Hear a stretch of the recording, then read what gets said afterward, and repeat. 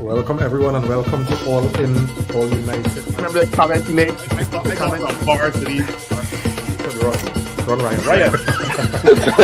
And everything, you have players out there. I think the fellas are taking more serious. No way. What grade? That one at the go. Yes. Because at the end of the day, right now, Manchester United are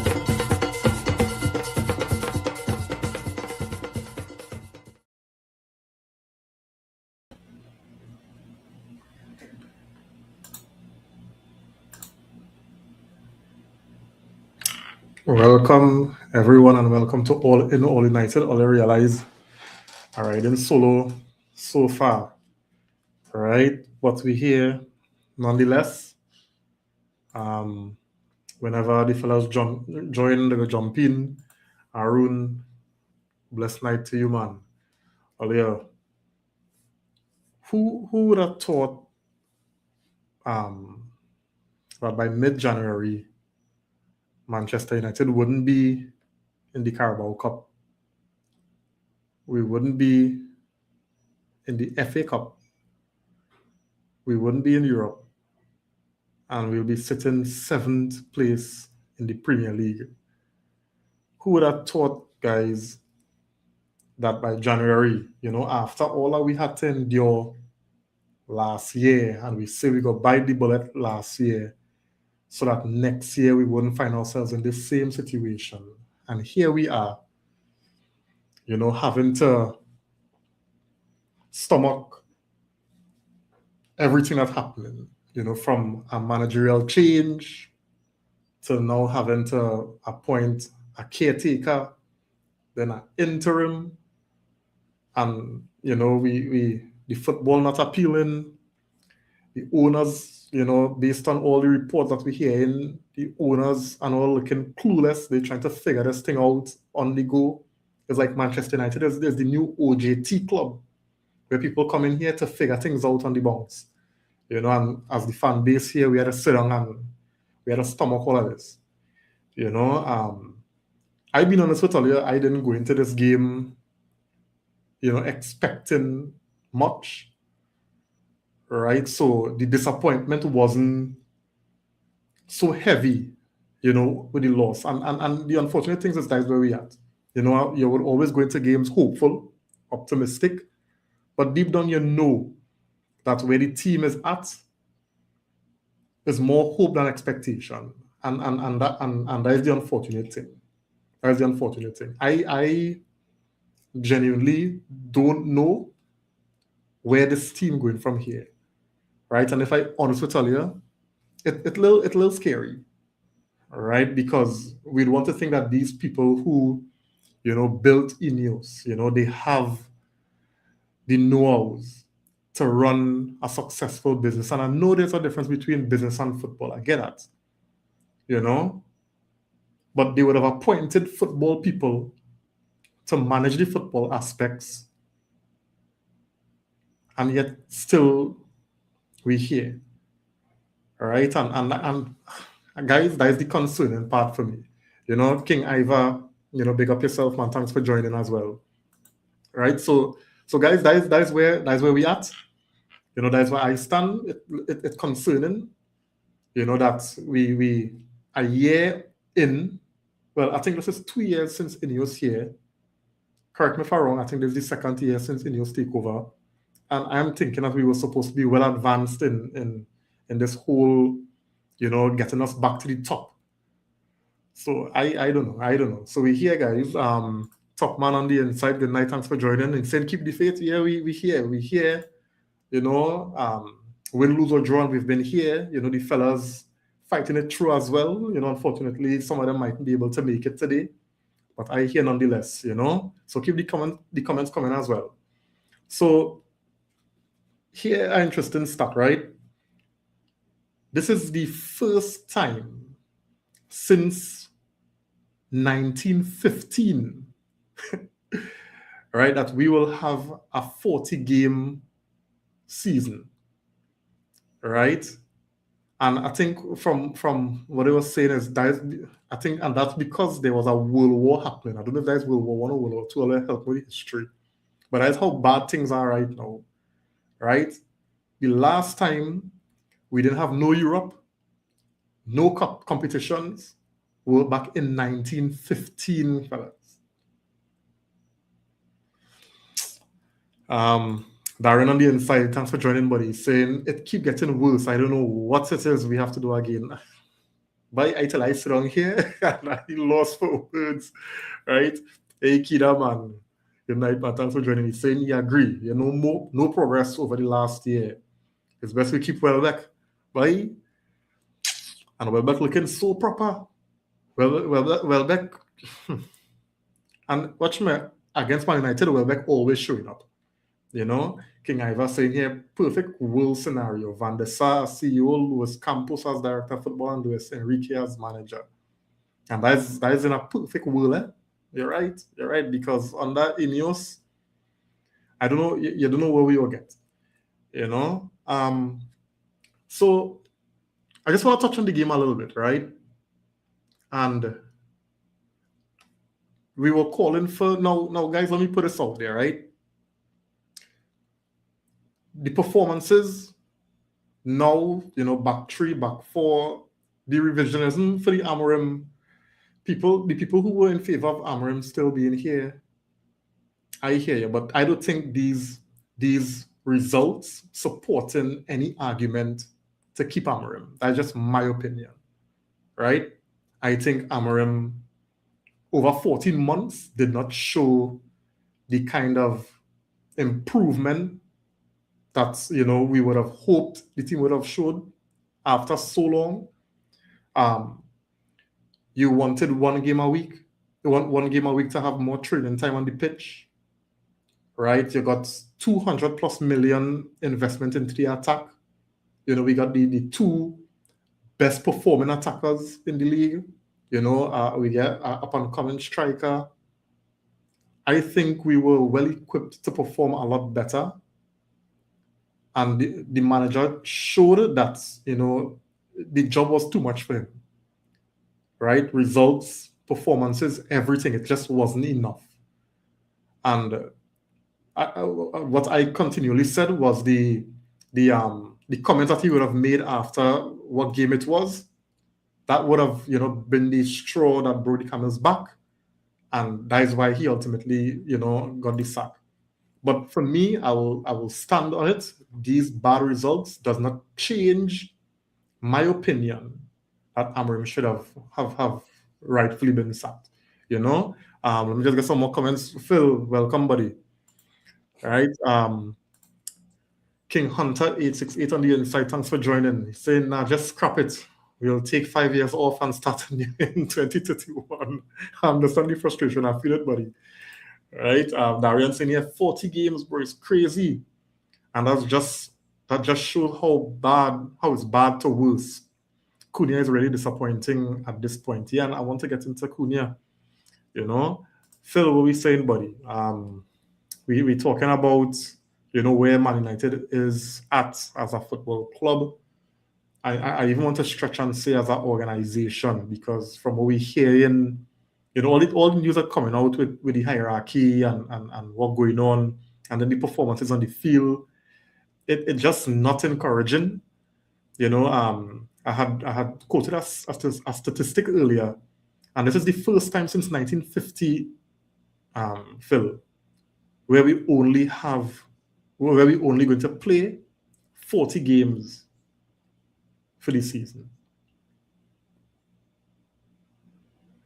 What are we saying? Yeah. Well, good night, everyone. Hope everybody had a great weekend. And what can you really expect from this squad? I was ranting today because this is the only competition you can see this squad trying to win a trophy. And lo and behold, you blow it at home again. But then again, you can't be surprised because of the performances that this team has been putting forward this 2025-2026 season. You're not surprised, right? 40 games and no European football. out of all competitions, and now we gotta watch. I mean, let's be real, Reed. The season is over. The season is over.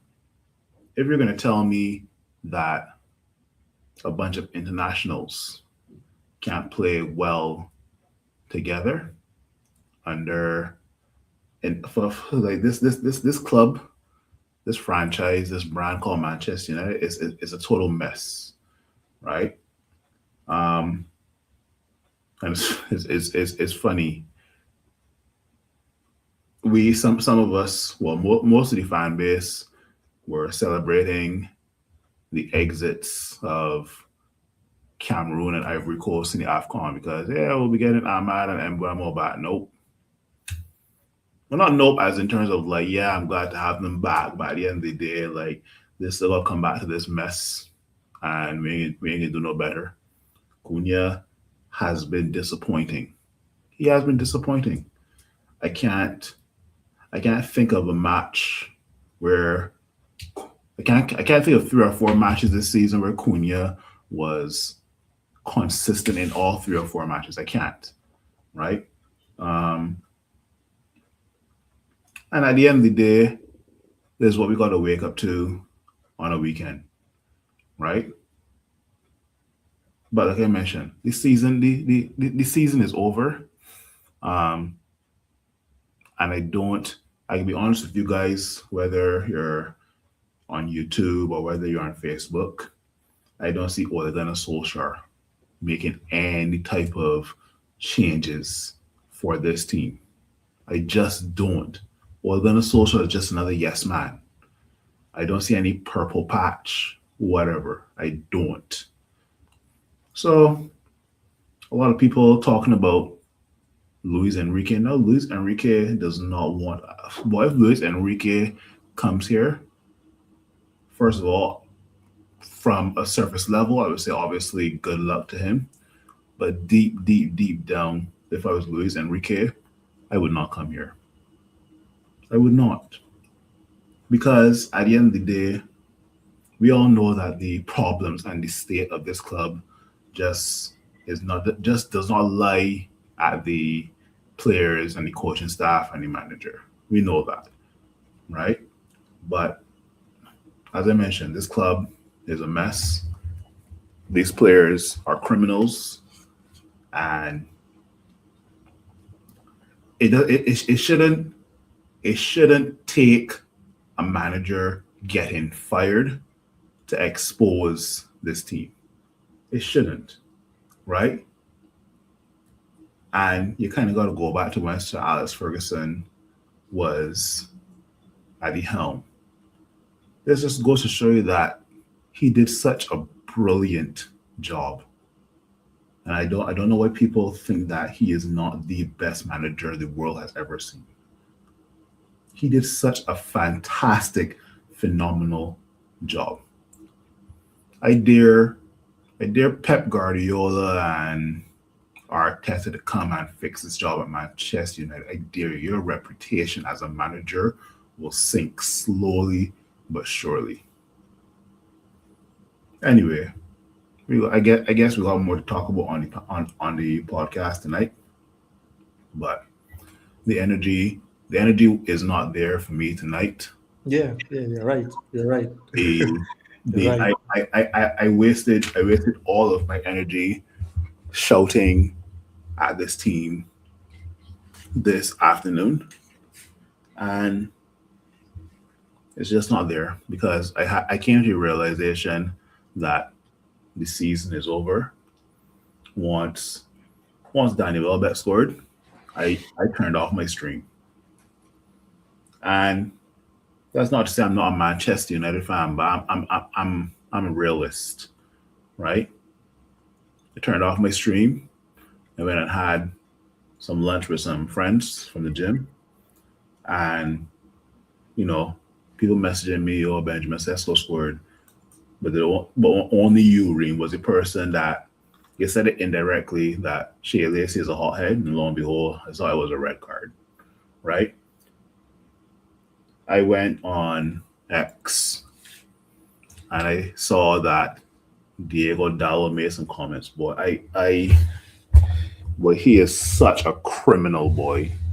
If he is our starting right back come next season, if he is our right back, no, don't get me wrong, we got to fix our midfield. We have to. But if he is our starting right back next season, and I know he is going to because Ole Gunnar Solskjaer is just a yes. I do listen. I think we have options. I think he just benefiting because it have absences in the team. You know, Masna here. That was just one of the most fortunate players. You know, coming out under Amorim, he was Portuguese, so it had a little bias there. You know, and the fact that now he is the only senior um, wing back that to be used. That is why them fellas play. You know, but I just want to take it back to a comment that I made, and that is something that I wanted to ask the panel and even those in the comment section. You know, is this, can we just write off this season? And I mean, I feel it will be so. I mean, I know it looking bad, you know, because we out of all cup competitions, you know, and the performances in the league not looking encouraging, even though the where we at on the table, it's high, but it's also kind of deceiving as well. But do we write off this season again, or Yes. I don't know, and I really want to hear what the comment section have to say, because I am looking at the comment section when you pull it up, but this reminds me, going back to Ole Gunnar Solskjaer. I remember this was on the earlier years of you inviting me to the panel to talk about Manchester United, where I think I made a comment. I'm trying to remember the exact comment I made. If we were to win 3 games in a row, I would randomly give somebody like a certain amount of money. I can't remember if you remember that. I remember it. I remember it, but I can't remember how much I said. But I said if we had to win like 3 games in a row, I would definitely select somebody at random and send them via PayPal. That's how confident I was that my money will be kept in my bank account. That's how confident I was. Right? And I just don't see Ole Gunnar Solskjaer making any impact on this team. But anyway, back to your original comment. The season is done. I'm writing it off because we go back to people celebrating that Mbeumo and Ahmad are coming back to this team. But when Mbeumo and Ahmad were in the team before they went to AFCON, how was the team performing? You got to ask that question, right? No. If they're going to stand on we weren't playing 4-2-3-1 before Ahmad and Mbeumo went to AFCON, if that's what you're standing on, okay. I could give you until the end of February because Ahmad and Mbeumo should be integrated into the team by then, right? End of February. Let's see how this team performs, right? Boy. Anyway, when you get a chance, you can go through the comments. I can't leave you here on the podcast to suffer by yourself. So let me see how the comment section looking. You know, King Hunter saying here Pogba I think he responding to King Ivar's comment here, right? Who's saying here the real problem is Pogba and that hyena, right? And then Darian saying here Ruben had to go as the manager or head coach, right? He accepted the job, which means he knew the task. So coming and complaining about the board don't make sense. We're not in Europe. They gave him a squad to at least make Conference League. So he had to go, but it's sad now because it's back to the drawing board. Yeah. Jerome on the inside, the night man, saying, wait, what are we saying, fellas? Season can't be over, right? The worst manager ever to some had a 6th. A better manager should keep us there. All our players will be back now. Still need a midfield. And it will be interesting to see if the board really do, because I think I remember Amrim saying that they have a plan for the summer, right? And the January window was if an opportunity arose, and I think Semenyo was an opportunity that arose that they were going for. And it's only if players leave, and we know Xerxes, I think, and Kobe Mano were two of the players that were touted to leave. So I guess if they left, I guess the board would have made arrangements to bring in players. But then we had to find out now if this interim manager would use these two players. So I really don't know how this window would in terms of bring incomings. I don't know how it will work, Jerome. I really don't. King Ivor saying here, Enrique with Van der Sar Ocampos. you still in fantasy, bro. Steven on the inside, thanks for joining me. Saying start the 3-year clock to competitiveness over again. No accountability, none. Barada, Wilcox, Radcliffe. Yeah, it seems like a cycle, but just a cycle every 3 years, and it's the same thing. Jeremy saying here also the whole point of our restructuring was to allow coaching changes that don't disrupt the club. If it was planned properly and sacking people, you should have a plan. They should have the system for another manager to slot in without much ruckus, right? If that isn't the case, it's because they didn't plan for all scenarios. And I think that's it. I think that's it. They really went in with Amorim and they were hoping that this thing was going to work. Anyway, the whole point of the CEO, director / coach footballing setup is to allow us to sack coaches as necessary without having to start over. So, and I guess, I see where you're saying there. So I guess we will see, over the next 5 months into next season, how well this process and this setup that you're talking about here working, right? Because as I said, they should be able to sack coaches without having to start over. So let's see. But right now, it's looking good, right? Darian saying here, Dalo gets some of the best chances and only take one every 100. Dalo been the one key to firing managers. He missed for Ten Hag, he missed for Ruben Amorim, and he missed today. Listen, Jerome saying here, Dalo starting under every manager at least 5 years. He will start again until he's gone. He's a professional trainer. That reminds me of Rashford. Them fellas is training champs and doing bleep all in coming games. King Hunter saying here, season is over, brothers. Right? I foresee us finishing 10th. Any lower, I really might cry. Like real tears, bro. Boy. Yeah, boy, Eric, boy. Ooh, thanks for joining, Eric. City and Arsenal next year, right off the season. Right. I remember, and there's no means me trying to duck the inevitable with City and Arsenal. But I remember when Oli had taken over as caretaker manager last time. The team just started to, like that switch, just click, and our team started to play so well. So I guess saying, chances are we might get 2 draws and shock everybody in. I want to. But you realize that the team never got that purple patch when Ruben Amorim took over. So I think we do a purple patch. We do a purple patch, and watch me. Could start that purple patch, Phil? A draw against City and Arsenal. I guess saying, Man, we drawing to every team, like we name what do you man? That's Picasso. We drawing to every single team. Draw. Picasso, Leonardo da Vinci. That's who we are right now. Yeah, Manchester United, the school of art. Jerome saying here, only time Dalo never play was when he went Milan.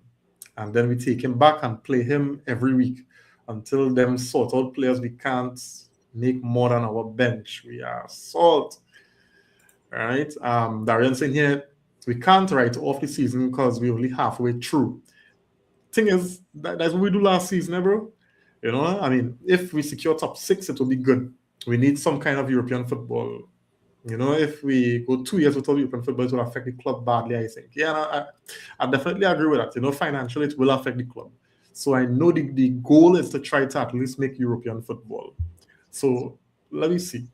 Jerome saying yes, season cannot be done, right? We halfway at 31 points. If it is, then Ineos have plenty to answer for. But answer to who, boy? Exactly. Who is Ineos going to answer? Do you guys think the Glazers and Ineos care about the fans? Do you think that?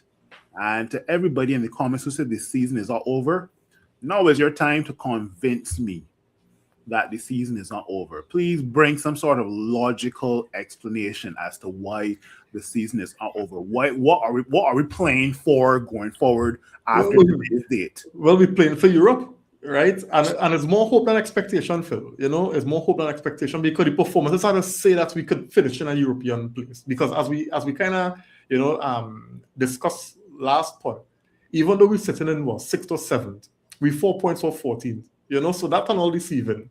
So earlier, Akida saying here, no, Karim could still win the Premier League, right? Tongue in cheek, right? Seriously, we need a total rebuild, right? Agree with Chef. As Phil, right? No to Ollie. I even saw a comment saying bring back Pogba. Darren saying if we get 60 points, we should be good. There's plenty in it. 60 points is what? Is 20 wins? 20 wins? 20 by 3 is 60, right? Sorry, oh no. Sorry. How many points we have on the board right now? We have 31, I think. We have 31. So 20 wins is so 10 more wins? Yeah, about 10. So whoever said 60 points, point out to me where them 10 wins coming from.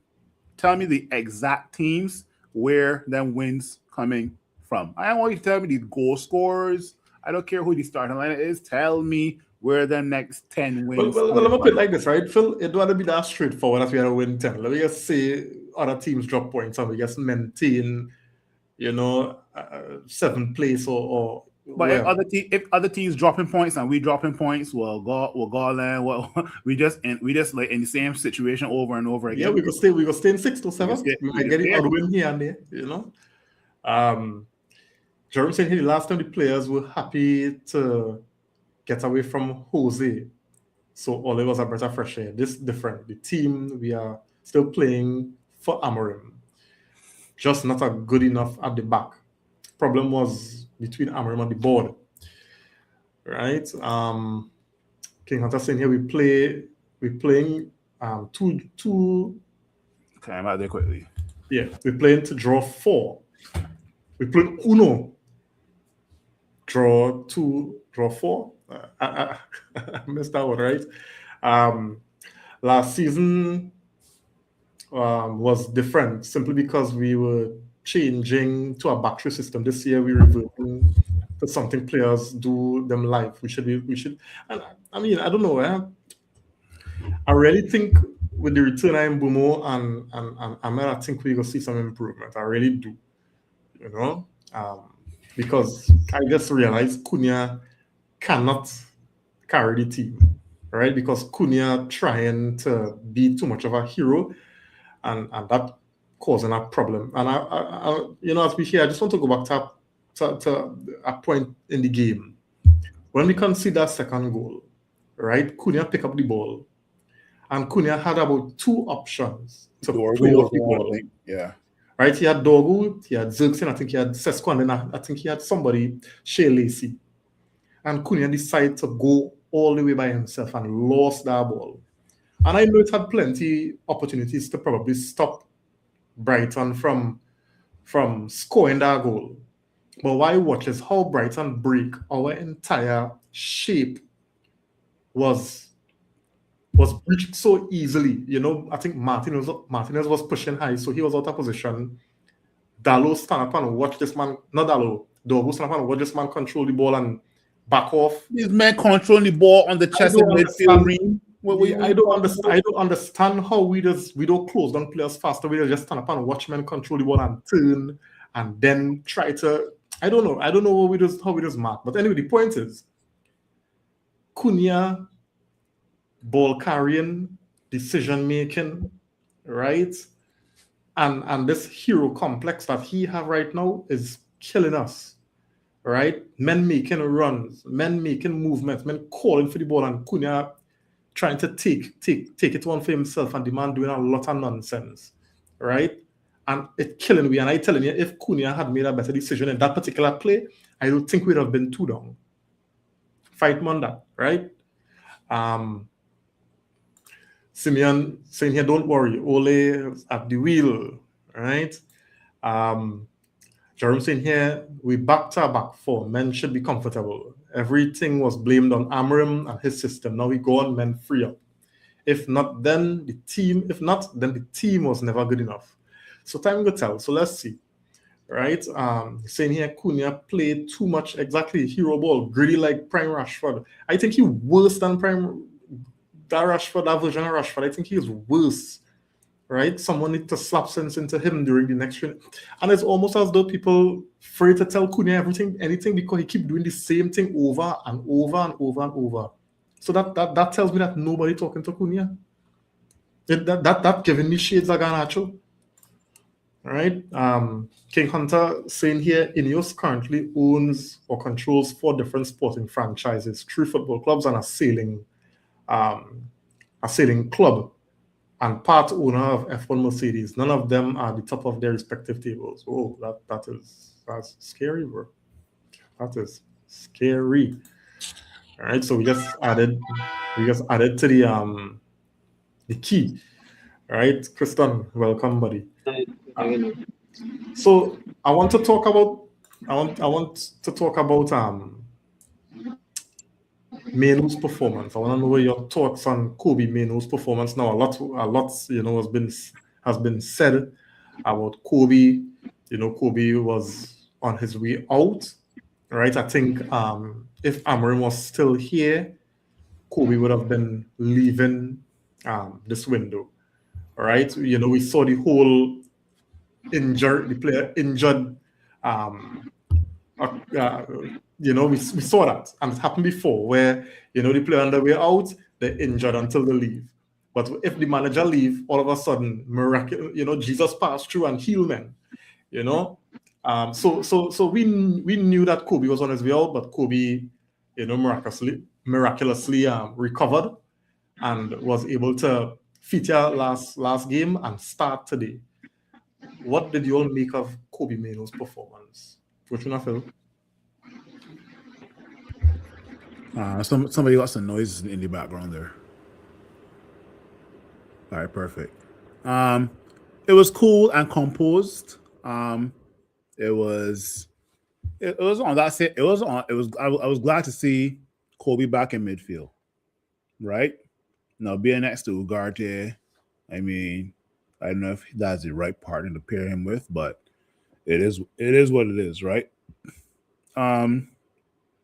Kobe, I think Brighton learned in the second half, if you put 3 or 4 players on Kobe Mainoo, he may get a bit pressured, right? But then there were instances where Kobe had maybe 2 or 3 players on it, and he was able to dribble past them or get fouled, right? And I think we got to use that to our advantage going forward, where he's quite a composed, cool player, right? But you can see that there's still some ways to go, and that will come with more playing time, right? That's what he was lacking this entire season. So it wasn't a performance that was digging up trees, but I'd rather a cool and composed person in midfield, because his playing style isn't to try anything elaborate like your Casemiro and Bruno, right? He's going to keep the play simple, and that's what we need, right? He's not the guy that's going to be giving you this hero ball, right? But he's going to look to get into positions to make things happen, right? There were a few crosses in the box that could have been better, but those were far and few between, right? If I had to rate the performance from Kobe today, it would have been like 6.57, right? So yeah, I wasn't too angry with Kobe today. And Kobe has stepped onto the field. If you had to rate Kobe's performances at Manchester United since he started getting into the first team, maybe he's had like a few bad performances, right? But today was a cool and composed performance from Kobe. So Yeah. Earlier we have Kristen on the inside, Kristen reporting from Old Trafford, right? He's still at the stadium, you know. How the game was today, bro? How the live experience was. But tell me now, Terrible. what you thought of Kobe performance today? I think he rated around a 6.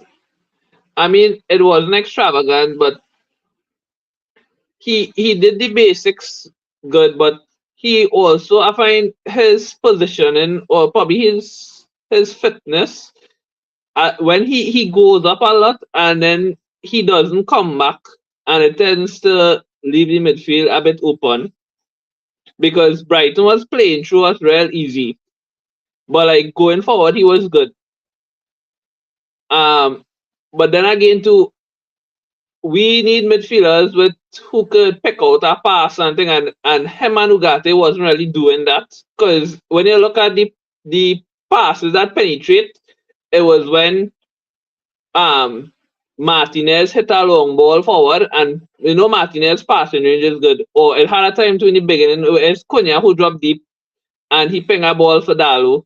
And the other good penetrating balls was like from Bruno. Now, Mino and Ugarte was just knocking it. And for me, I think my midfielders should be able to be hitting passes that's splitting our defense and stuff. And I didn't see that today from our midfield. But he had an okay performance.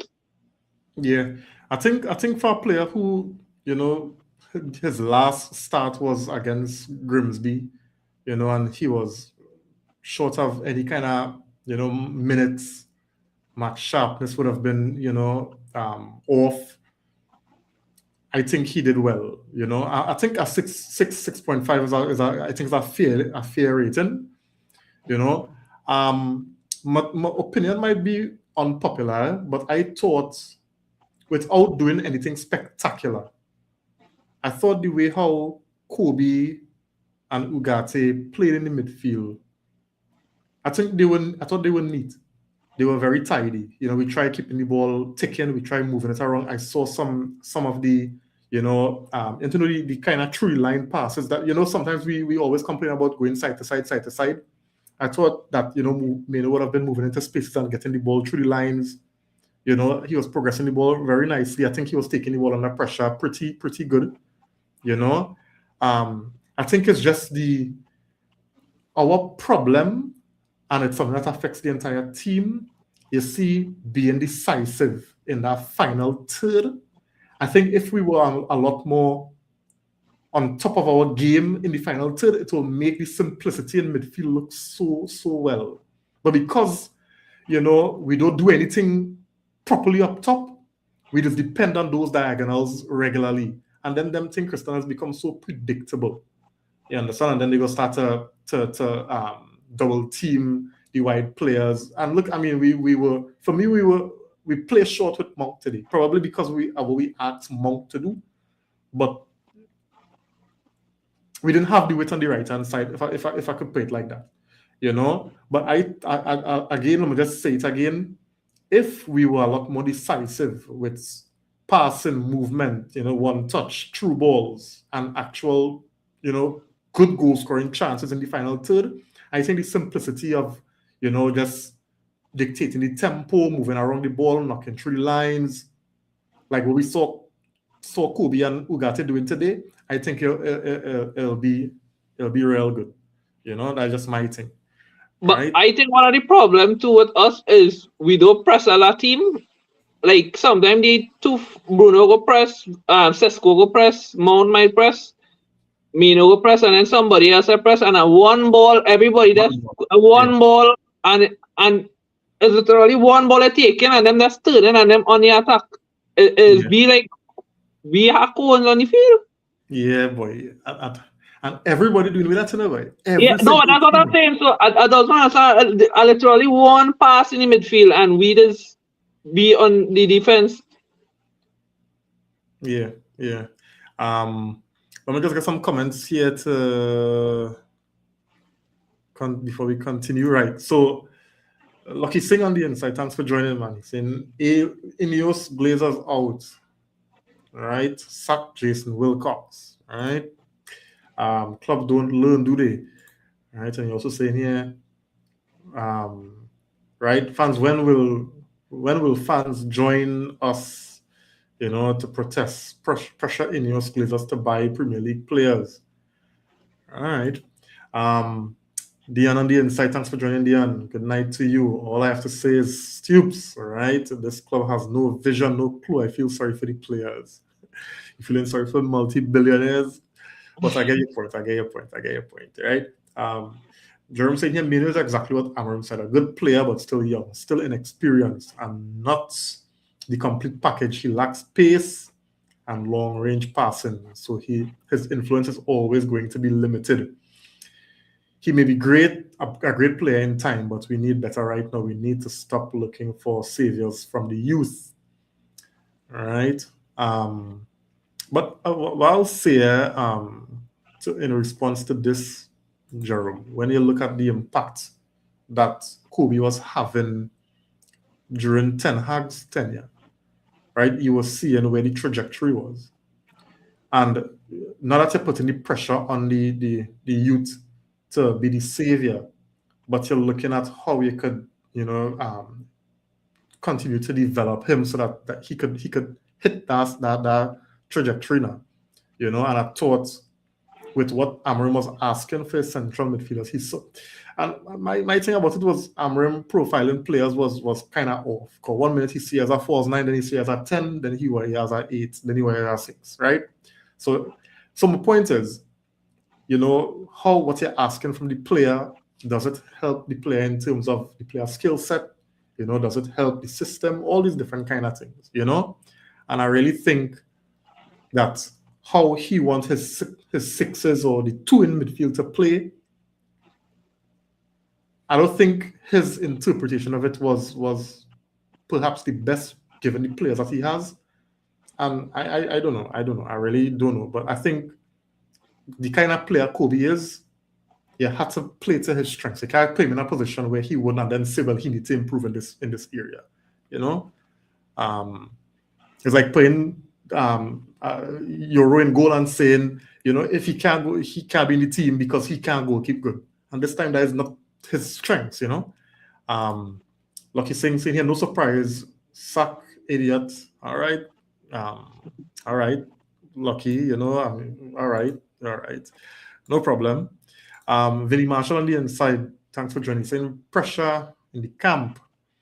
All right. Vinny saying, I said we are an average club. Fans don't want to listen to us. All right. Vinny saying, I'm now seeing why Amarim never played Ugarte with Menu. All right. Senior Menu has had too many injury and selection interruptions in his young career. It's a shame. Martinez looks most comfortable in that position. All right. Jerome saying here, Sesko presses poorly, very slow presser. Not sure he helps at all.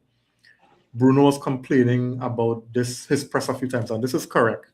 With everything else that Sesko have, if he could press like Hoyland with that kind of energy, that would be so much better, boy. But I really do agree. Sesko, I do like how Sesko is press. Jerome saying here, the thing is when Kobe scored in the FA final, it was his only goal. Most of the season, he was carried by a streak from Rashford. Kobe turn up in a final, but that doesn't mean he is ready for the PL to be a PL regular starter. Garnacho scored much more on Ten Hag, and nobody thinks he is the best thing. He's not doing much at Chelsea, right? Lucky saying here, what makes me sick is no transfer, no midfielders this January. All right. Thanks for your comments, guys. Shea Lacey, guys. And I think this is kind of going on the back of some of the comments that we're talking about with Kobe Mino. Shea Lacey. Give me your thoughts on Shea Lacey and the red card. Kristen? I mean, that I find that was a real soft red card because is that slamming the ball I look at? Yeah, that's a It yellow. is. It That's a yellow. is.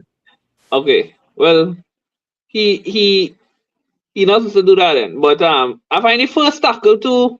I mean, he hit into the man. I don't think that was a yellow card Very per soft. se. Yeah, that was very soft. But I mean, in the heat of the moment, he didn't argue the referee or anything. He just slammed the ball. But if that is a yellow card, I mean, that is the rules. So can't really fight that. But I think the first one was real soft.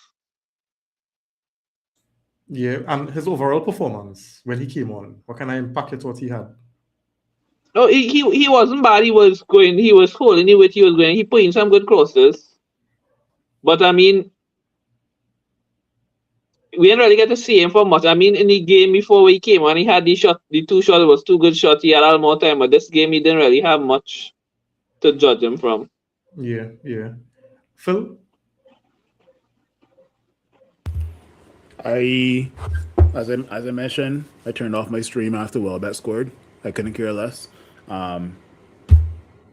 Why you guys talk about it? I'm here watching the highlight here to see how it looks, but you guys can talk about it, and I'll give my opinion afterwards. My thoughts on it is he seems as a player that's really invested. You know, I don't know why he just gave me a kind of Wayne Rooney kind of temperament vibe. I get that from how he looked when he slammed on the ball, right? I will trump that, youth and inexperience.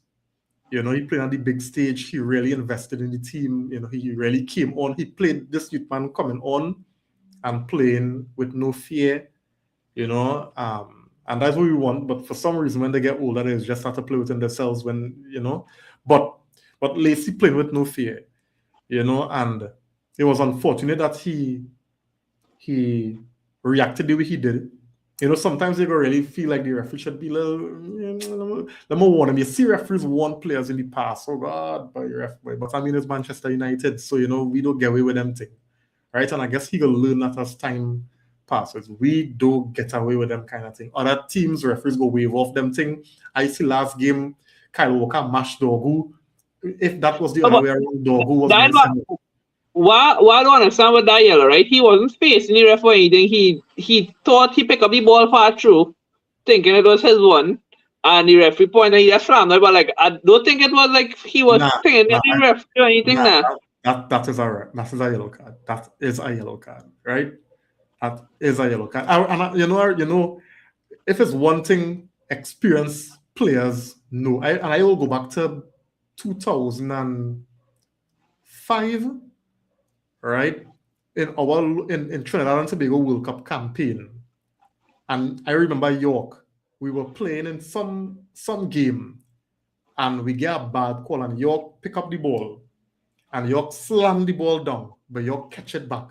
You understand? Because he aware, and this, I guess these are things experiences teach you. Because if York slam the ball down and let it bounce away here, surely get a card. So wait. So he get a yellow card for slamming the ball in the That's a yellow card offense. That is a yellow card offense. Oh, stupid guy, stupid guy. And I mean, you know what? There's all an experience, but you gotta learn, right? You got. My God, boy. But if it's one thing I saw, and there's one message of Phil. He gave me a little bit of a hothead kind of personality there, and I really hope like a Hannibal talking to, not necessarily Hannibal, but more of the Wayne Rooney kind of hothead kind of way, you know. No, but why saying to the slam ball was outside of the pitch too now, but it wasn't like in the pitch and that either. A slam ball is a slam ball, Crystal. It's a slam ball. Managers and coaches get yellow cards and them in on the pitch as well. So. You understand? So I mean, Lacey may be a learning experience. Let's see what's going to happen, because with Mbunwa Ahmad being back from AFCON, it'll mean that his opportunities will be a little more limited. You know, so it's unfortunate that this chance that he wasn't able to see out the full minutes and perhaps, stake a bigger claim for himself, as the case may be. That red card is what, 1 game or how much game? 3 game? No, No. that's not 3 red. It's 2 yellows. So I think he should be available for the next game, no? No, I think FA Cup and League Cup is it is domestic campaign, it is rollover. So that means he's not playing against City. Yeah, he wouldn't be able to go on the bench in City. Okay. So that's 1 game because it's a second yellow. Right. Jerome saying here, I don't want us to do with Lacey what we've done with Kobe. Don't put all our hopes on an 18-year-old. He was a bit stupid to throw the ball after getting the first yellow. It's a learning experience. Can't blame the ref. Yeah. I just find like it has some instances where the referees, could give a little blind, but we don't get them kind of blind. So I guess he had to learn that. Jerome saying here, he didn't pick up the ball for any throw. He was upset, and the linesman called for fouls on him, so he threw it in anger. Yeah, that's what happened. All right. No, but when he tackle the man, right? He pick up the ball and he go to throw, and the referee blow and point the next direction. He just hold the ball and slam it. That's what he do. He did have the ball for a throw because the ball went out for a throw. He had the ball. He pick up the ball and he go to. Remember, we trying to score, so he tried to throw a quick throw and the referee point one, then he slammed down the ball that way. Yeah. So, but the slam ball, that's it's not no way can watch that and tell me it wasn't what it was, right? No, but for the time he do that, right? I was like, oh my god, he gonna get red. But then I watch the time after the referee go like slide, and then all of a sudden he walking back to and the referee come and call him, and for the time I see the referee started going in the pocket, I realize it. I'm feeling him sickening, boy. All right. Lucky saying here we need João Gomez, Ruben Neves, Patrick Dorgu, Kobe, these men young. Right. Jerome, so it's a 1 game ban, right? So he can miss the City game. Right, but we don't know if he would have been there at all, right? So guys, I want to talk about, this could be the last talking point for this spot. Right, because by tomorrow we should know.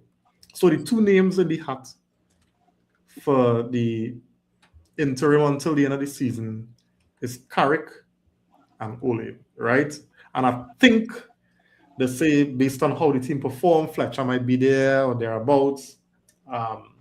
So the 2 questions is, what did you all think about Fletcher's, little 2-game stint? And then we'll talk about Ollie versus Carrick. So first things first, what you all thought about Fletcher's 2-game stint? Because I think it came to an end today.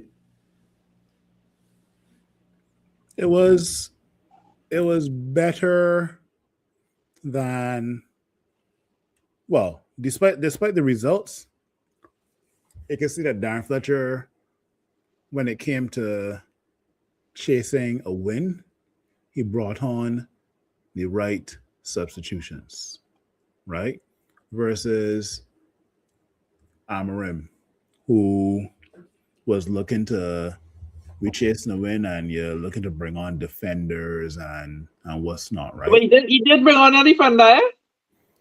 No, but I mean, I looking at him bringing on Shea Lacey and Xerxes and Casemiro and what's not, right? But when it was Ruben Amorim, no, this man bringing on Lenny Euro or bringing on Kobe Manu with 10 minutes to spare, and it all is giving me like Ollie vibes, right? So other than that aspect, I can't really think of anything else to judge Darren Fletcher on. You got knocked out of the FA Cup today, so that wasn't a good way to end your stint at Manchester United. But this is how many managers we've gone through since Sir Alex Ferguson. About 10, 12. Yeah. So kudos to you, Darren Fletcher, and wherever you go after Manchester United. But I don't know, man. I is this job too big for him? Can you really tell after 2 games? Let's just say, like, there's nothing to stand on when it came to if he had to throw his name in the hat for the managerial position at Manchester United. Let's put it that way. That's my take on it. Yeah. Christian?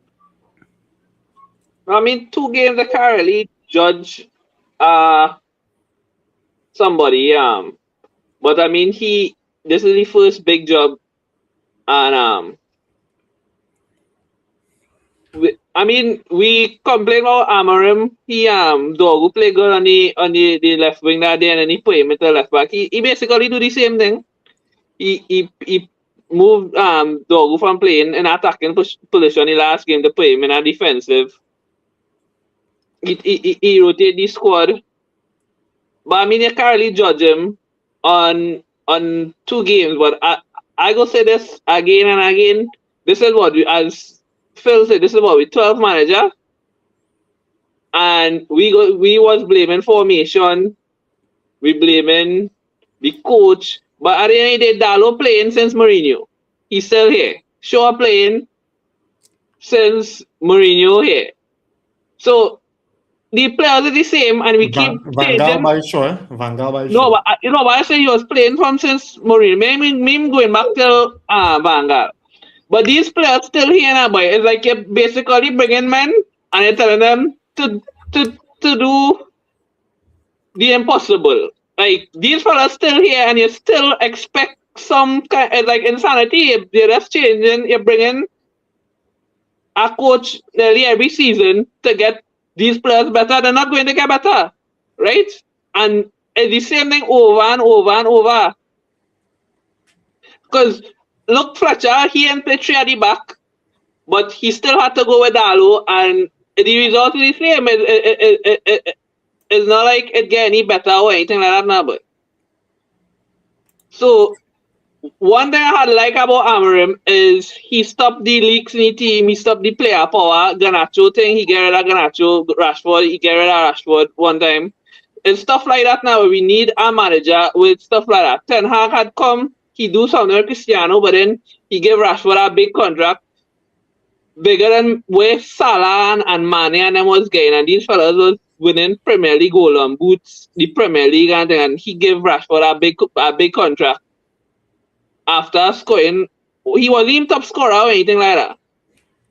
If I could just interject here, Christian, I think you're going into more administrative things, and I don't know how much Ten Hag would have had in Rashford renewal. I think that's the most he would have said was, okay, yeah, well, let me renew the player, I want to use him, and then the board could determine, well, with the agent and whoever could determine how much. So you can't really call the manager for that, right?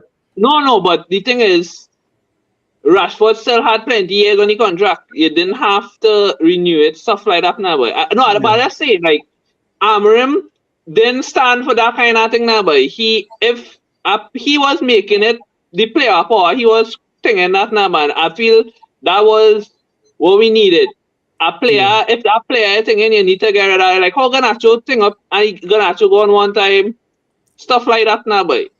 I think Garnacho made it easy for Farmer. You know, Rashford was already on his way out, so I think we try to credit. No, that is not true. That is not true because Ten Hag tried to get rid of Rashford. He tried to get rid of Sancho, and he get rid of him really. Amarim came and he do. Not Rashford. I say my bad, Sancho. He tried to get rid of Sancho, and he couldn't. Sancho didn't want loan? No, he went on loan on Amarim. Yeah. Under Ten Hag too when he went Dortmund. Correct. And Chelsea. Yeah, but what I mean is he like even Mourinho wanted to get rid of Shaw, he wanted to get rid of Marshall, stuff like that, and he couldn't, right? Amarim was actually getting rid of them. He wasn't standing up for anything other than that now, boy. All right. The player power and stuff like that, we need that back now. Because when you look at it, right, plenty youth players. Look at this fella, Zidane, Iqbal and thing. These players, they look good when they get a chance in preseason, I think, and like we rate them up plenty. And then where he went, you don't even hear about it anymore. I think he playing in Eredivisie. He even make 5 appearances and he ain't playing for a good side. Even look at Rashford. Rashford gone Barcelona. Rashford there on the bench. He had nothing to say. Garnacho go on Chelsea. He on the bench. He had nothing to say. But at Man U, they had the world to say now, boy. And post on social media and thing. I think when it comes to eradicating the player power thing, Christian, I don't want to kind of label this score. I don't want to talk about Fletcher and the new options for managing. But my thing about it is a manager could only do as much as the board allowed them to do. You know, you could want to let players go, i.e. player power, but if the board say no, then you have to work with it, right? So to say it was this person who eradicates player power or get rid of this player or get rid of that player, I think we had to understand the context in which that has happened, and plenty of it had to come with the backing of the board. You know, and if you say, well, okay, you don't want this player because of this, and we will give you the green light to say, well, okay, go through, right? So we can't praise and credit Amorim for player power without saying, well, Ineos would have given the manager that kind of autonomy, you know? No, but okay, like I sure they was telling them Meno is probably thing, but he wasn't really taking them on. He wasn't really listening to them. He was doing his own thing. And with that game, he only gets sacked because he falls to the board. I got to ask a question. I got to ask a question. What's the definition of player power? Player power is basically the players them think they have more say than the manager.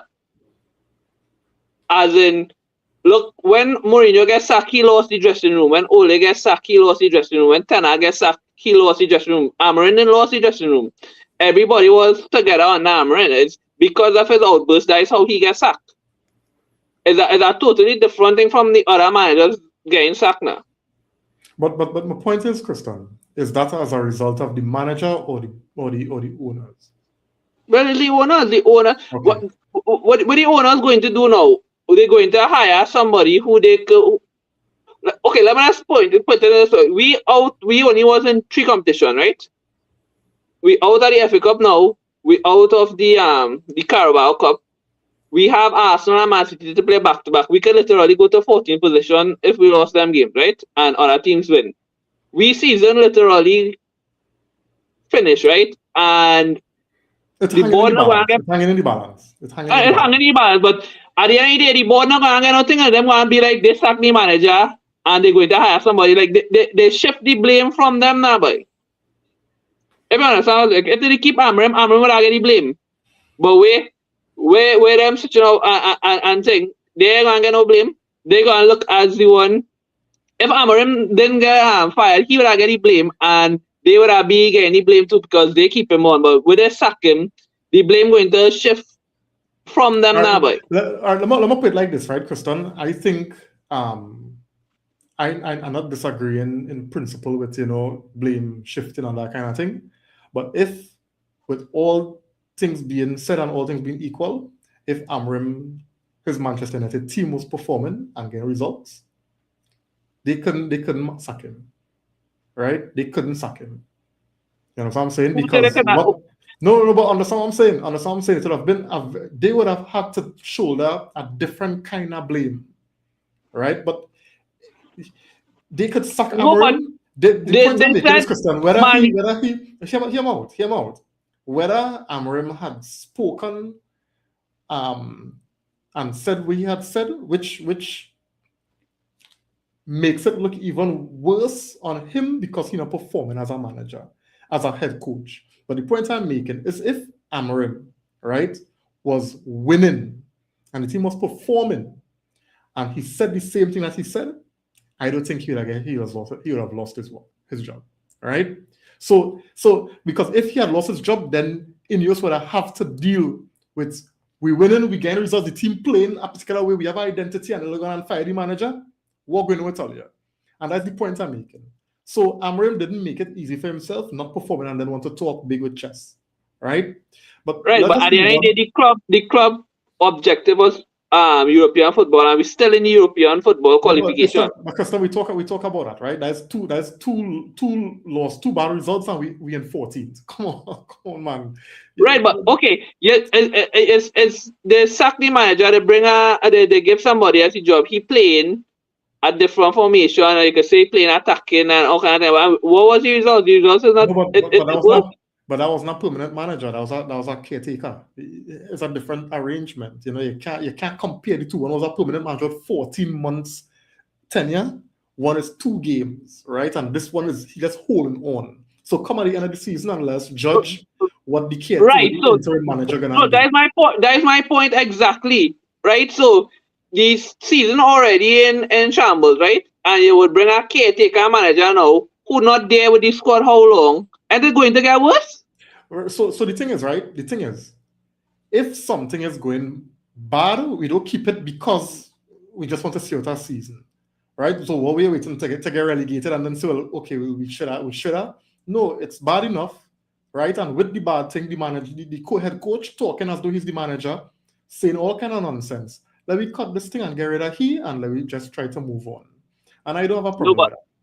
I honestly think if we stay with Amarin with the results would get better, I think it's going to get worse now. For 14 months, you're telling me after 14 months... it was the same thing on that Ten Hag. When Ten Hag gets sacked, if Ten Hag is still, we would not come 15th on that Ten Hag. When Amarin come with that different thing and we went worse. But Ten Hag had said that to me, no, but it's basically the same thing that happened last season, happened in this season. Yeah, but Ten Hag had credit in the bank. Listen, Christian here, man. Ten Hag had credit in the bank. Ten Hag finished really, really well the season before. If Amorim had done well and showed us that he was able to handle this team last year, then perhaps it might have been a different conversation. But since Amorim had taken over this team, there was no improvement, none whatsoever. Right? Now let me move on. Could we move on? Yeah. Nice. So, guys, we want to talk about Carrick versus Ole, which is your decision and why, right? But before that, let's just get you some comments here, guys, right?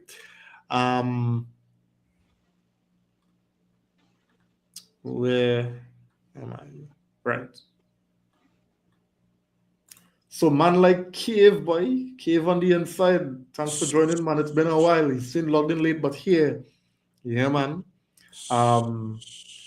Jerome saying here, I prefer Carrick out of the two. I don't want Ole to go through that again. One bad result and people will get on his case about the last time. That is true. Carrick all the way, Reem. Sorry, Ole, no. Cave saying here, bring back Ole and Carrick if those two are options. If not, Ole all day, every day. So you see, and the thing about it, Cave, is it's either or, because the board, from what we're reading, they're seeing both players as number ones. So I don't think there's the possibility of them working together, right? But that remains to be seen.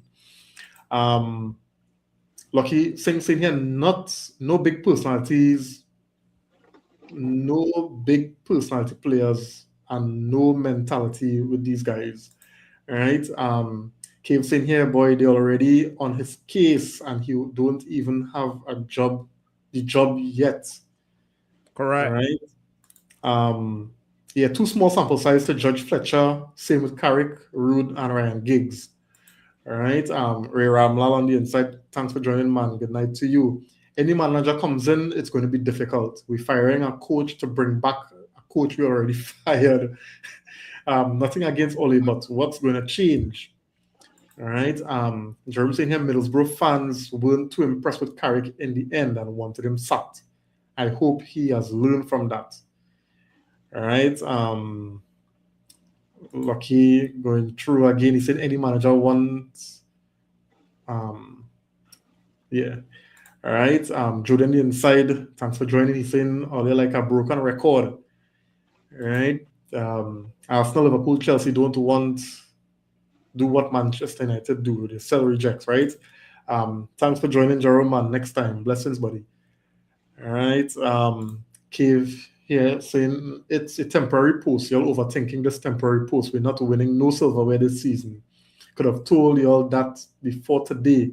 Get a man in that brought good vibes when he was here last time. It's that easy, right? And I guess that is why he in support of Oli, right? So Phil, Olive or Carrick, and why?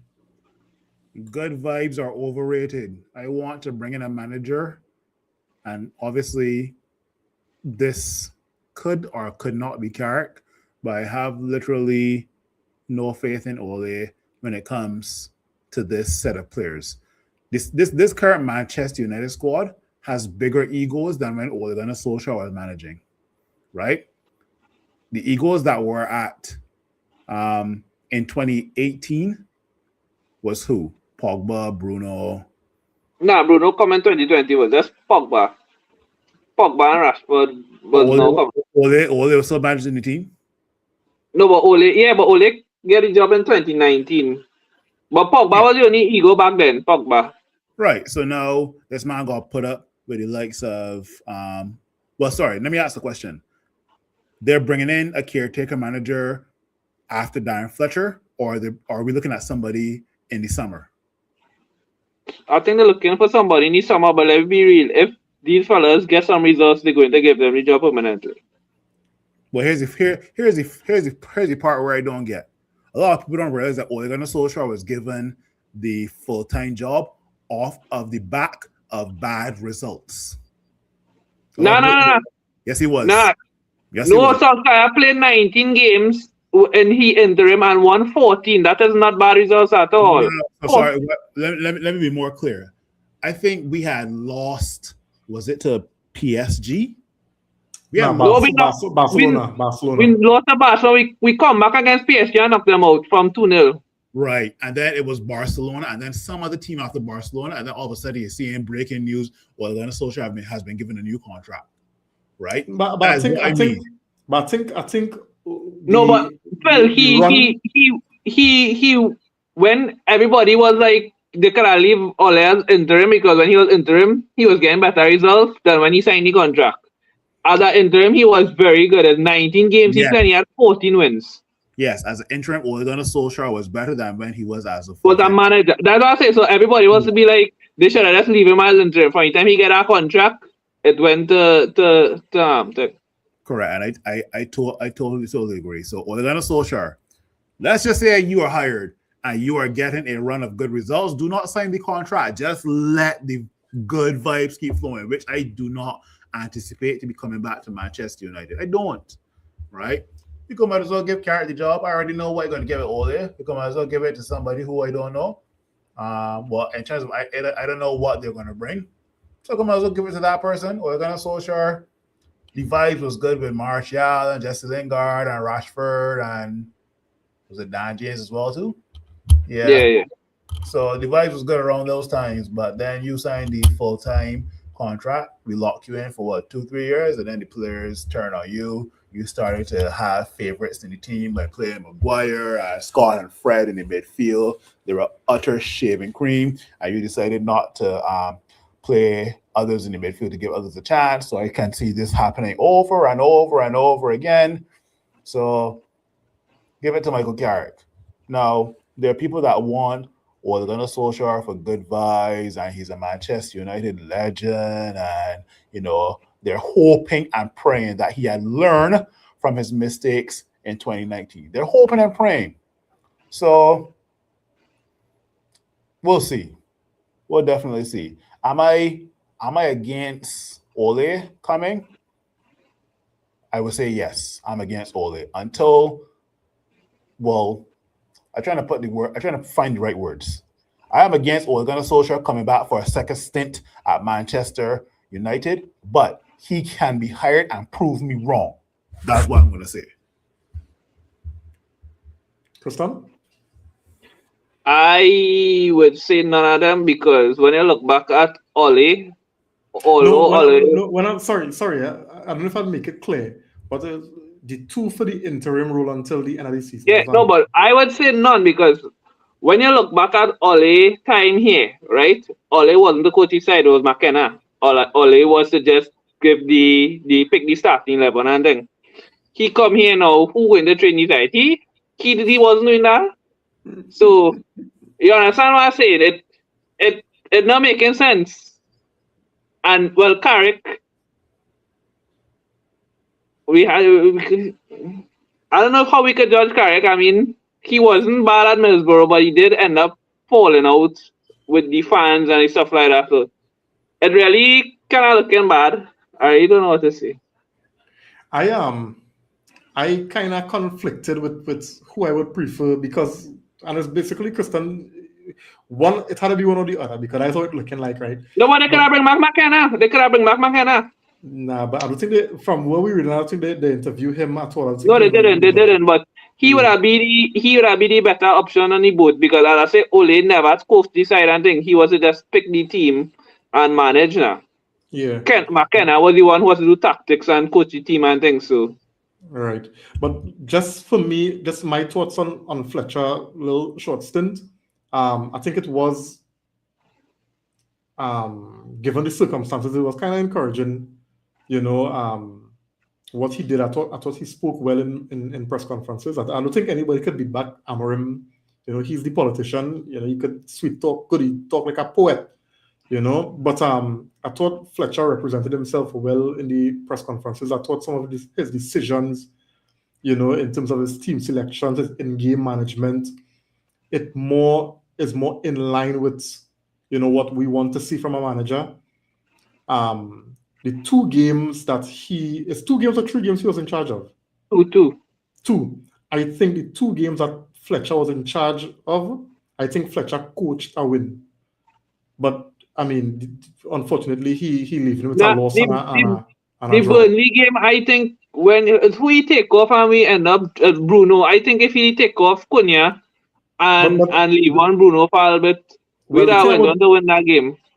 Agreed, but the thing about it, what he had said after, remember, Bruno just came off an injury and the medical team had agreed that he would have played 60 minutes. No, I not saying no, but even if you're sticking out Bruno, Cunha had to come off the same time. Yeah. He leave Cunha on too long. Yeah, Cunha. But I mean, whoever, right? Cunha, whoever, all right. But I think Fletcher coached 2 wins and he just get let down by, you know, the players, the substitutions, the Burnley game. You know, we were drawing and he wanted to go for the win. You had main one Mount as a midfield pair. You know, you had Lacey. You had a set of attacking players on the pitch. You know, even today, when he brought on Maguire was brought on as an attacking sub because he came on for set pieces. You know, because every time we had a set piece, Maguire was pelting up in that box. So I think Fletcher did well.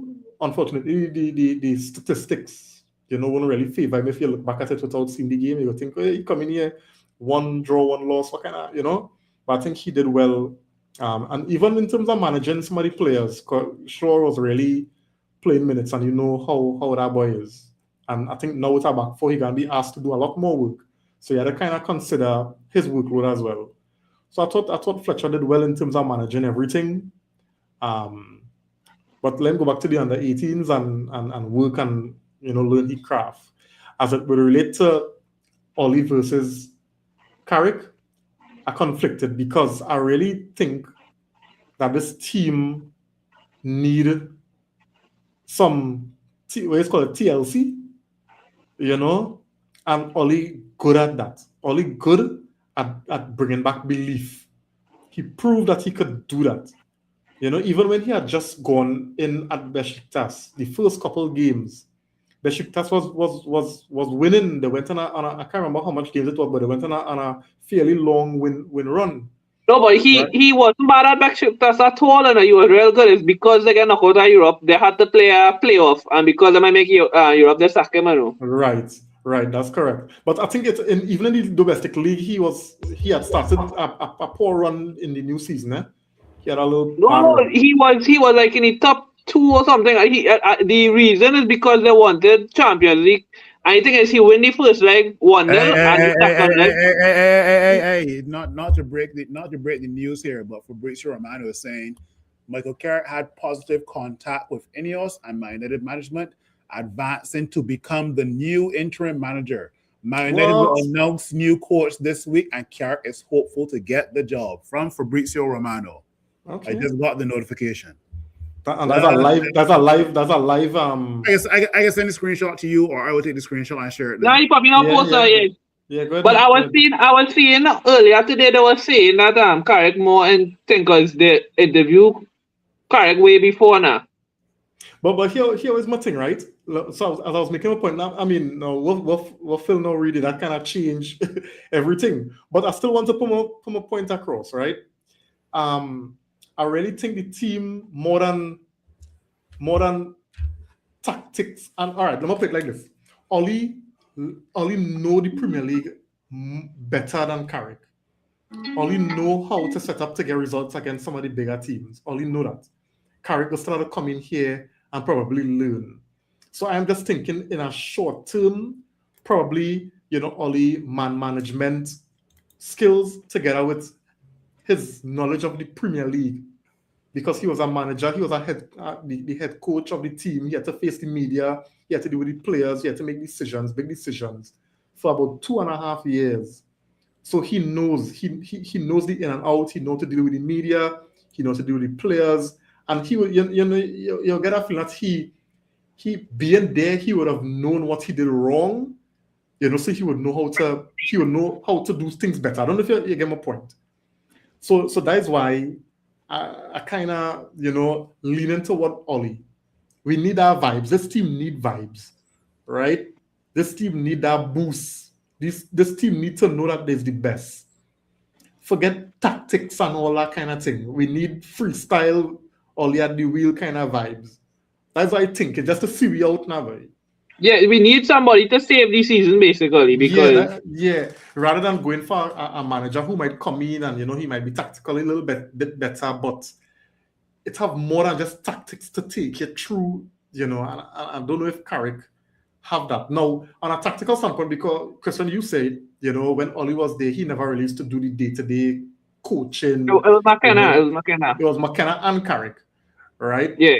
And even when Carrick and McKenna went their own way, saw them, they did well with Middlesbrough and Ipswich, and McKenna bring Ipswich to the Premier League, even though they went back down. But you saw where them fellas and them were expressing themselves.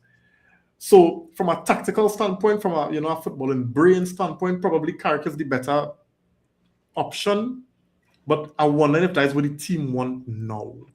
Share the screen, Reem. Yeah, and that's why I prefer. No, but if we being real, if Ole come and he do well, they will hire him or no again. I don't know. But this is some kind of waiting for club decision, so it's a confirm as Carrick. So what it's saying here, Michael, this is from Fabrizio, and this was posted a little 3 while minutes ago. This Yeah, was 3 minutes ago. yeah. Right, so he's saying here, Michael Carrick had positive contact with Ineos and Man United management, advancing to become the new interim manager. Man United will announce new coach this week, and Carrick is hopeful to get the job. Solskjaer waiting for club's decision. All right, so this more or less. It don't really give you the here we go, but it's like looking like Carrick in the lead. Yeah, it looks like Carrick is in the lead, but I mean, tomorrow's Monday, so we'll see what happens tomorrow for sure. No, but the thing about it is they need to make a decision by tomorrow, because we are City on the weekend, and you don't want to have the players in limbo. You need to have some kind of decision. So yeah, for sure. Yeah. Anyway, I'll stop sharing. Yeah. So and let me put it this way: am I for Michael Carrick coming to the interim job? Yes and no, based on what you said, Reem, but also my decision and my answer is based on not wanting Ole, if you understand what I mean, right? So I'm willing to give it to Carrick to give him a shot. I've seen what Ole had done in the past, and let me just put it out there as a disclaimer: I don't expect Michael Carrick to take this team to heights. I just expect him to see out the entire season with Manchester United if he gets the job, right? And similar to Ole Gunnar Solskjaer as well, too, right? So let's see what happens tomorrow. You guys are an hour ahead of me, so you guys will probably get the news before me, because I ain't waking up at no 6 o'clock to figure out who's the new Manchester United manager, right? It's a worth it. It's a worth it this round. Nah, You know? forget that. Yeah. Let me just get some comments, guys, and I will wrap it, right? So Cave saying here, Oli interim, Unai Emery long-term replacement, right? Jody saying here, Oli gonna get relegated. I don't know what Jody talking about. Oli talking like he's supporting Wolves now. All right. Lucky saying here, Manchester United rather quickly hire Oli and Michael Carrick together. All right. Get training, personality, mentality for a couple of days before the match. All right. Eric saying here, don't forget Oli had McKenna, who is going to coach now.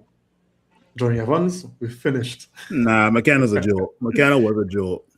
No, but he was tactically he was decent enough. No, but McKenna, when he went Ipswich, them was in the third tier, and the type of football and play he bring up them to the Premier League in 3 seasons. You know, he didn't have to remain and thing. I mean, when the Premier League is a different type of beast, if you don't have the players to compete, yeah, you can't compete. But if Ipswich didn't play bad football, Ipswich play good football. yeah. Cave saying here, I watched Championship football. Carrick was averagely good. Nothing revolutionary. Oli is better than Carrick. Right? Well, he preferred Oli over Carrick. Right? Question: should Alex Ferguson's 2008 exploits be discredited because of Carlos Queiroz taking charge of coaching? Wait, what? Okay, I see what you're saying there. So he asking, right? Because Carlos Queiroz went on to Real Madrid afterwards, no? No. But what he's asking here is if because McKenna and Carrick were the ones who were doing the actual on the field work, should we discredit Oli for what he achieved when as being the manager? You know, in other words, correct me if I'm wrong, Gabe. Yeah, I kind of get what you're saying, but you have to elaborate more. Like, give me more details. No, remember we saying that Oli was never the coach, so you know we should use the coach, the ones who coach and to bring in. So that's why. So he making the point is Oli over Carrick. We're saying Carrick was the one who was coaching, so let Carrick take charge of the team. But he's saying if that is the case, then let Queiroz. Then we should discredit Fergie and give all the praise to Queiroz, right? But when Queiroz went to Real Madrid, he was a failure. Correct. No? Right. Correct. So it's the same Oli Carrick kind of parallel he's trying to bring now. Man, ban Oli. Ban Oli. City this weekend, Pep is praying it's Carrick. Yeah, Oli had the number. I want thing. Oli had the number. Oli was already be there, man. Yeah. Lucky thing here, please just get training sessions with players. Mental. All right, thanks, Lucky. Right. Phil, what to see out the season? All right. Jody's saying here, licks like Prass from City. All right, Ole gonna cry. Wait, should I get some menu too? Lord, some menu. No, I just watching the whole Jody talking like he's now Man United fan now. Oh Lord. Okay, great. I'm glad I get okay. Anyway, guys, I think we want to wrap it there. I think by tomorrow we will know which direction we're going in with regards to the interim manager until the end of the season. Guys, we could only hope that with one game a week for the next 3 or 4 months, this manager can get something out of the players. We have Mbeumo back, we have Ahmad back, Sesko Maguire firing, Maguire back, Sesko I find them firing. the back shaky. No Sesko firing. We have Kobe back. Bruno back. I think Oli, I really think we could push and do something, to save the season. And all this the season right off. I really think, but I think with the belief and these players coming back, I think we can make a Europe. Me, I want to win. Listen, me, I want to win no Premier League. If it happened, then praises. But what I'm saying, being realistic, I think we could get Europe by a little Europa League by Conference League. You don't hear what you say there? Win the Premier League, we like 21 points behind. No. No, we could go on some mad run, boy, and everybody else just losing now, boy, you know? Anyway, whatever. No. But, I mean, I can't reward Ineos with no Premier League win with that kind of crap management. No. You know? But the point is, I still think, I don't want to say it's a write-off. Even if we lose against City and Arsenal, I don't think it's a write-off. You know, I really think with the players that we're getting back and everybody could start back to gel and we getting one game a week. You know, new management, new spirit, new vibes, positivity. I think we could. But knowing these criminals, Reem, they will show up against Arsenal and City, you know. But here what I saying, right? Criminals. Let me make a bet now, Phil. What's the bet? We're gonna get this boy gonna get a cut here before the end of the season. No. That's 5 wins in a row. I will take that bet comfortably. I will take that bet comfortably. Reem, we done play Wolves twice. We done play Burnley twice. Now we play Leeds once. I got my wallet here. I got my wallet with my cards here right now. No, I taking that bet comfortably, buddy. That man ain't gonna cut here at all. If anybody don't know what he's talking about, is this guy called the United Strand, where he said last season that if United get 5 wins in a row, he'll cut his hair. And from the time I see the players responding to that, I say everything going downhill. Everything going downhill. Anyway, you get to the comments and then we'll wrap up the pod, man. Yeah. Let me just get the last comment here. I think Lucky Singh just, you know, he just letting it out, right? So I wouldn't boss with his thing, right? So last comment going to Cave. He's saying Phil saying correct. It's proving my point. Carlos left and failed, but he wants Carrick take charge, right? This is why I don't want our decision makers to be toting feelings for big decisions. Ole got more skin in the game, proven, and with the squad, he had to win the number of games he did. That man deserves more credit, right? All right, let me make another side bet.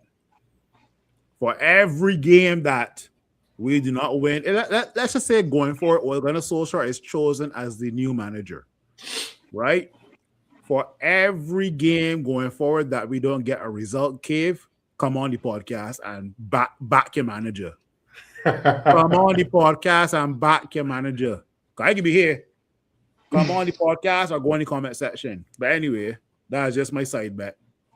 Yeah, man. Yeah. Anyway, guys, so that brings us to the end of the pod. You know, guys, thanks again. You know, it was a hard pod to come on. You know, given consideration to everything that's happening, it's real discouraging. It's disheartening. You know, Phil, that one's for you, right? It's real disheartening, but you know, we here still, and I'm feeling a lot better. You know, I get to vent a little bit. You know, we get to talk, share different opinions, see things differently. You know, but we could be here when we playing City earlier Saturday. Saturday, first game of the week. Saturday what time? Saturday what time, Christian? I think the first game's like gonna be early, like 7 and thing. Jesus Lord, boy. Don't mess up 3 weeks so early, boy. What going on with them, boy? Yeah, at 7:30, boy. And half eight. Trinity time, so it'll be 7:30 your time, Phil. 7:30. So this gonna be all their first game in charge. So come on the pod, the same night time. Yeah, he's saying I'm not saying he's going to win them all, but it's the smarter choice. And I think so too. As much as I like Carrick, I think for where the team at, I think it might be the smarter choice. But if we can see we can see who get announced tomorrow morning at 6 o'clock one time. So good. He's saying I'm not free this Saturday night if it's Ole. What kind of thing is that? TK, see they bring back Amarim. That's what happened. He's smiling in Portugal right now. He's smiling in Portugal. Nah, he's still in Manchester. I might walk around Manchester with $10 million to work with, boy. Yeah, he's still in Manchester. All right. Well, Kristen, Phil, y'all, thanks again. Those in the comments, thanks for the likes, the shares, the comments, the interaction, the engagement. We appreciate it as always. We will be here on Saturday with our new manager, interim manager, reviewing this game against Man City at Old Trafford, and yeah, because I think the first game we play in Etihad. So let's see how it goes, guys. Have a good night. See you in the next one. Ah.